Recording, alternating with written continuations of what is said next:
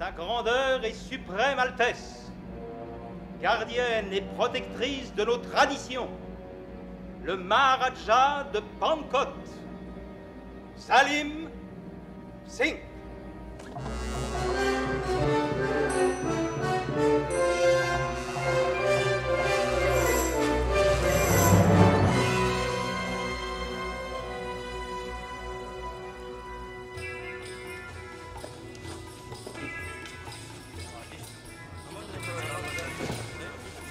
Alors c'est ça le Maharaja, un gosse. Il aime peut-être les vieilles comme toi.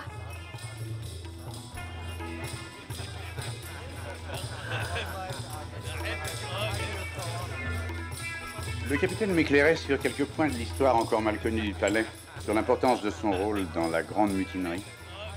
Les Anglais, me semble-t-il, ne veulent pas oublier la grande mutinerie de 1857.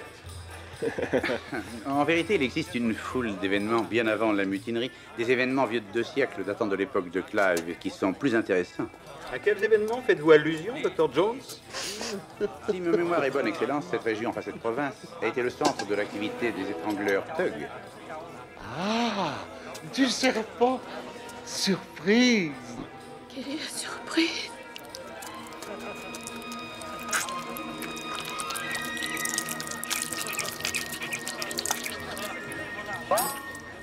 Dr. Jones, vous savez parfaitement que la secte des thugs et leur culte n'existe plus depuis près d'un siècle. Oui, il faut le dire. Ce culte était une vraie monstruosité. Les thugs vénéraient Kali et lui sacrifiaient des êtres humains. L'armée de Sa Majesté leur a réglé leur compte. Les rumeurs ne s'éteignent pas vite. Elles prêtent encore des crimes aux thugs. Il n'y a plus de thugs, plus aucun. Je n'en suis pas si sûr. Nous arrivons d'un très petit village. Les paysans là-bas nous ont dit que le palais de Pankot allait retrouver sa puissance par l'entremise des vieilles forces du mal. Commérage et ragot, Dr. Jones. Rien d'autre. Superstition et folklore. Vous commencez à inquiéter le capitaine Blunbert? Inquiété? Non, monsieur le Premier ministre. Disons, intéressé.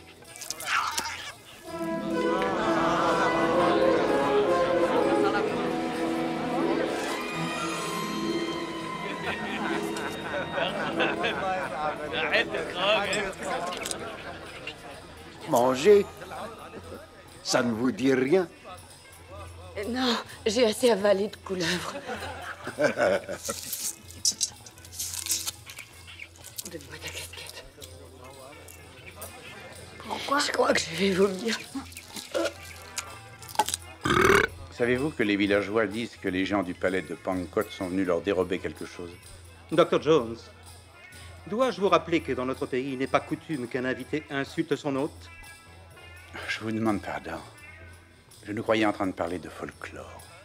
Excusez-moi, vous n'avez rien de simple? De la soupe?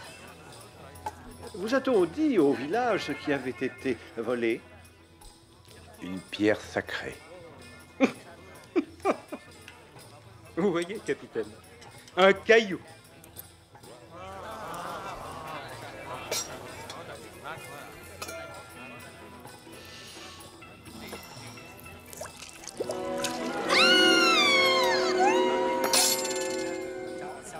Il semble que quelque chose rattache la pierre de ce village à la légende des pierres sacrées de Sankara. Dr. Jones, nos oreilles aussi ont entendu des rumeurs perfides.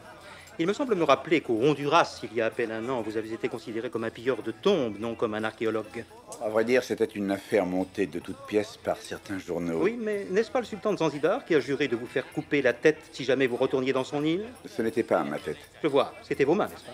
Non, non, pas mes mains, c'était mes... C'était une erreur d'appréciation. C'est exactement la même chose ici, Dr. Jones. J'ai entendu parler des horreurs de la secte des thugs. Je croyais qu'il ne s'agissait que d'histoires destinées à effrayer les enfants. Plus tard, j'ai appris que les thugs avaient vraiment existé et qu'ils avaient commis des crimes innommables. J'ai honte de ce qui est arrivé ici. Et je peux vous assurer que jamais cela ne se reproduira tant que je régnerai. Si j'ai offensé votre Altesse, j'en suis tout à fait désolé.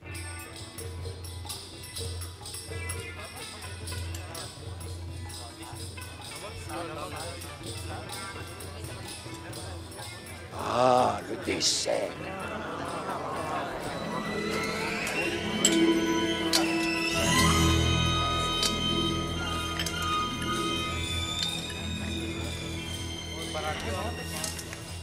Cervelle de singe en sorbet.